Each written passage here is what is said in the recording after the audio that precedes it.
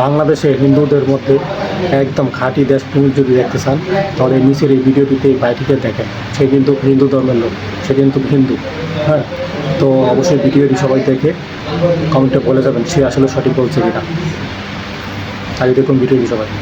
বাংলাদেশের রাম মন্দির নিয়া রংপুরে যে সমস্ত কিছু হিন্দুরা যেভাবে বক্তব্য দিতে আছেন, যে বাংলাদেশের এরকম বক্তব্য আছে বাংলাদেশের প্রত্যেকটা জেলায় মন্দির হবে, আমরা করব, এটা ঠেকাই আমরা দেখব। আচ্ছা, আপনারা যে হিন্দু, এটা কি আপনাদের মাথায় আছে? এই সমস্ত বক্তব্য কার ইন্ধনে দিতে আছেন? কোন দেশের ইন্ধনে দিতে আছেন? কারণ আপনাদের তো বাড়িঘর ভারতে, আপনারা ভারতে চলে যাবেন। যখন আপনাদেরকে ধাওয়া দিবে তখন তো আপনারা ভারতে চলে যাবেন। এইখানে বাংলাদেশে যে সাধারণ হিন্দু, তাদের অবস্থা কি হবে? আপনারা তো ভারতের এজেন্ট, আপনারা ভারতের এজেন্ট, ভারতের হয়ে আপনারা কাজ করতেছেন। এইটা একটা মুসলিম কান্ট্রি, বুঝতে হবে। বক্তব্য যা দেন মাথায় রাখবেন। বাংলাদেশের মুসলমান ক্ষিপ্তই আপনাকে কিন্তু ধাওয়ানি দেবে, আপনাদেরকে ধাওয়ানি দেবেন, পান নিচে মাটি থাকবে না। সাধারণ হিন্দুরা বিপদে পড়ে যাবে, আমাদের মতো যারা আছি তারা বিপদে পড়বো।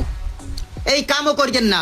আর যদি এ ধরনের কিছু আভাস পাই এই মন্দির নিয়ে, এই আপনার মূর্তি নিয়ে কিন্তু ষড়যন্ত্রের গন্ধ আসতেছে, আমি বাংলাদেশের প্রত্যেকটা মুসলমানকে বলবো, ওনারা যে বক্তব্য দেয় এই বক্তব্যতে স্পষ্ট যে ষড়যন্ত্রের গন্ধ চলতে আছে। আপনারা মুসলমান যারা আছেন, আর যদি এই আন্দোলনে আপনারা যদি সফল হইতে না পারেন, তাই কিন্তু আপনারা হেরে যাবেন ভারতের কাছে।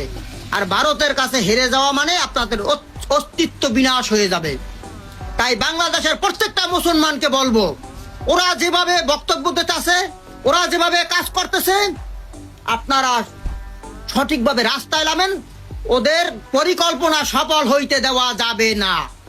আমি হিন্দু মানুষ বললাম, আমি আপনাদের পাশে থাকবো, প্রথম সারিতে থাকবো। আমি ওয়াদা দিলাম আপনাদের কাছে, যদি আমি আমার ওয়াদা বরখেলাপ করি আপনারা জুতা পিটা করবেন। প্রথম সারিতে আমি থাকবো। কারণ এই হিন্দু, এই বাংলাদেশের হিন্দু না, ভারতের হিন্দু, বক্তব্যে বোঝা যায়। কারণ এরা ভারতের এজেন্ট হয়ে কাজ করতেছে। আমাদের সাধারণ হিন্দু যারা আছি তাদেরকে এরা বিপদে ফেলাবে। এরা কোনোদিনও এই পরিকল্পনা সফল হইতে দেওয়া যাবে না।